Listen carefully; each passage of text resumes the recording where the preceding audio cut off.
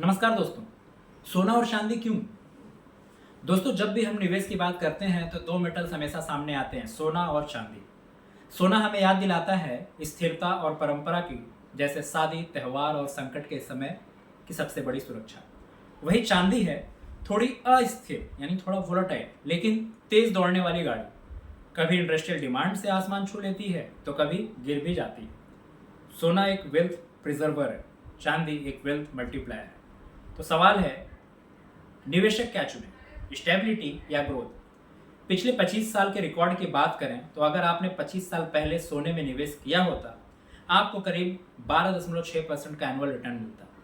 वही पैसे अगर चांदी में लगाए होते तो करीब 13.8% का रिटर्न मिलता। सुनने में लगता है कि चांदी ने आउट परफॉर्म किया, लेकिन ध्यान दीजिए, गोल्ड की वोलाटिलिटी सिर्फ 4% रही, सिल्वर की वोलाटिलिटी 7.6%। यानी सोना स्टडी परफॉर्मर है जबकि चांदी रोलर कोस्टर राइड देता है।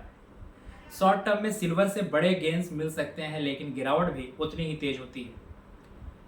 Precious metals in new macro economic era. Covid, Russia Ukraine वार और यूएस चाइना टेंशंस ने दुनिया को सिखाया है कि पेपर एसेट्स कभी भी रिस्की हो जाते हैं। इसलिए सेंट्रल बैंक्स अब रिकॉर्ड मात्रा में सोना खरीद रहे हैं ताकि यूएस डॉलर पर निर्भरता कम हो। इन्वेस्टर्स इन्फ्लेशन से बचाव के लिए गोल्ड प्रेफर कर रहे हैं। दूसरी तरफ सिल्वर का कैरेक्टर डुअल है। इन्वेस्टमेंट डिमांड जैसे कॉइन्स, ईटीएफ्स, इंडस्ट्रियल डिमांड जैसे EV, batteries, solar panels, 5G, electronics. Gold uncertain world में सबसे बड़ा इंश्योरेंस है, सिल्वर ग्रोथ वर्ल्ड में सबसे बड़ा बूस्टर है। गोल्ड सिल्वर रेशियो की अगर बात करें, जो एक इन्वेस्टमेंट कंपास का रोल प्ले करता है, तो ये बताता है कि 1 आउंस गोल्ड खरीदने के लिए कितने आउंस सिल्वर चाहिए।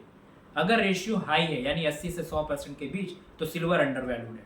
अगर रेशियो लो है 40 से 50 टाइम तो सिल्वर एक्सपेंसिव और गोल्ड स्ट्रॉन्ग। अभी रेशियो है 80 गुना, मतलब सिल्वर की वैल्यूएशन अट्रैक्टिव दिख रही है। कई प्रोफेशनल इन्वेस्टर्स इस रेशियो का यूज बाई सेल टाइमिंग के लिए भी करते हैं। तो इसके क्या डिमांड ड्राइवर हैं? अलग अलग कहानी है सबकी। गोल्ड स्टेबिलिटी का स्तंभ, ज्वेलरी डिमांड हमेशा स्टडी रहती है। इंडिया एंड चाइना इसके बिगेस्ट मार्केट्स हैं। सेंट्रल बैंक रिजर्व्स में लगभग गोल्ड जोड़ते हैं। जब भी ग्लोबल क्राइसिस जैसे 2008 का क्राइसिस या 2020 का कोविड आता है, गोल्ड प्राइसेस शूट अप कर जाते हैं। सिल्वर, इनका डुअल डिमांड, इंडस्ट्रियल सेक्टर पर भारी निर्भरता। ईवी बैटरी, सोलर पैनल्स और इलेक्ट्रॉनिक मैन्युफैक्चरिंग में सिल्वर क्रिटिकल है। अगर एस्टिमेट की बात करें तो सिर्फ ईवी सेक्टर में 2030 तक सिल्वर की डिमांड 200 मिलियन आउंसेस तक पहुंच जाएगी। इसलिए गोल्ड है सेफ हेवन एसेट, जबकि सिल्वर है industrial growth asset. Macro and geopolitical under currents जो चल रहे हैं अभी, उसमें इन्फ्लेशन अगर बढ़ा तो गोल्ड और सिल्वर दोनों शाइन करते हैं। रियल इंटरेस्ट बढ़े तो गोल्ड दबाव में, सिल्वर का मिक्स्ड रिस्पॉन्स। डॉलर अगर स्ट्रांग हो जाए तो दोनों मेटल्स गिरते हैं। जियोपॉलिटिकल टेंशंस हो तो गोल्ड आउट परफॉर्म कर जाता है, सिल्वर भी सपोर्टिव है। यह फर्क है, गोल्ड हर क्राइसिस में परफॉर्म करता है, सिल्वर ग्रोथ साइकिल पर निर्भर है। सप्लाई साइड स्टोरी की बात करें तो गोल्ड सप्लाई प्रिडिक्टेबल है, 3400 ton per year. Silver supply concentrated है, मैक्सिको, पेरू, चाइना डोमिनेट करते हैं। सिल्वर की सप्लाई डेफिसिट ऑफन रहती है क्योंकि इंडस्ट्रियल पुल बहुत तेज है। इसलिए सिल्वर में शॉर्टेजेस होने पर प्राइसेस अचानक स्पाइक कर जाते हैं। गोल्ड में सप्लाई करीब करीब स्टेबल रहने से मूव्स स्मूथ बने रहते हैं। तो इन्वेस्टर्स क्या करें? अब सबसे इंपॉर्टेंट सवाल ये है, पोर्टफोलियो में गोल्ड और सिल्वर का रेशियो क्या होना चाहिए? अगर कंजर्वेटिव इन्वेस्टर्स है तो गोल्ड 70 से 80%, सिल्वर 20 से 30%। फोकस होना चाहिए वेल्थ प्रिजर्वेशन और क्राइसिस में एक हेजिंग का काम करें। वही अगर एग्रेसिव इन्वेस्टर है तो सिल्वर एलोकेशन 40 से 50% तक, क्योंकि एक हाई ग्रोथ पोटेंशियल है, लेकिन वोलाटिलिटी रेडी रहना होगा।